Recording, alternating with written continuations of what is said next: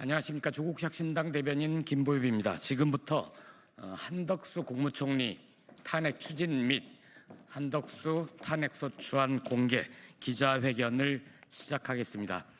회견에 참석해 주신 조국혁신당 의원님들부터 소개하겠습니다. 조국혁신당 대표 권한대행 김선민 대표 권한대행 오셨습니다. 예, 그 오른쪽으로 정춘생 의원님 오셨습니다. 이혜민 의원님 오셨습니다. 강경숙 의원님 오셨습니다. 서왕진 의원님 오셨습니다. 신장식 의원님까지 오셨고요. 제 왼쪽으로는 차규근 의원님 오셨습니다.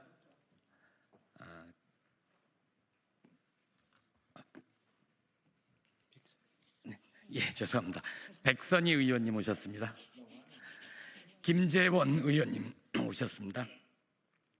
김준영 의원님 오셨습니다.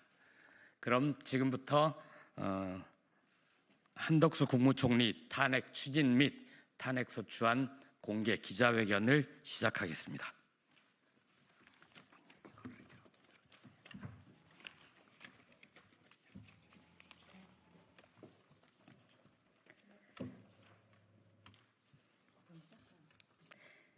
존경하는 국민 여러분, 조국혁신당 대표 권한대행 김선민입니다. 조국혁신당은 더 이상 108배를 드리지 않겠습니다. 헌법재판소에 읍소하는 것은 더 이상 의미가 없다고 보기 때문입니다. 대신 주권자인 국민이 주신 국회의 권한을 남김없이 사용하겠습니다.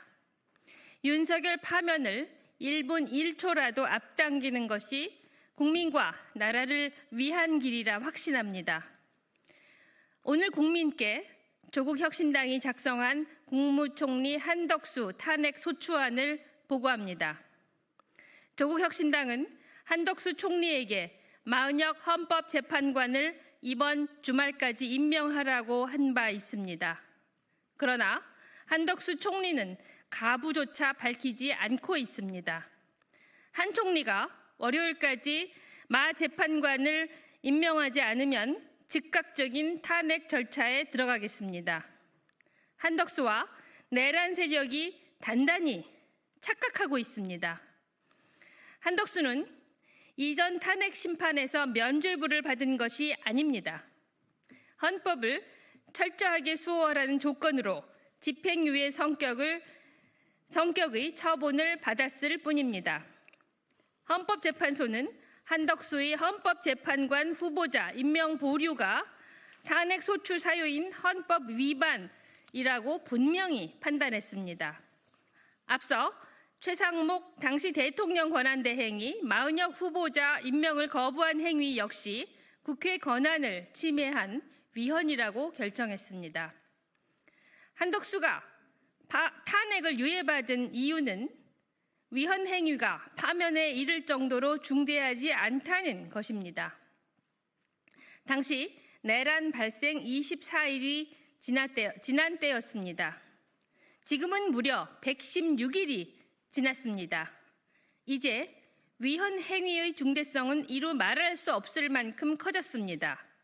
그새 우리 사회는 초유의 심리적 내전 상태에 빠졌습니다.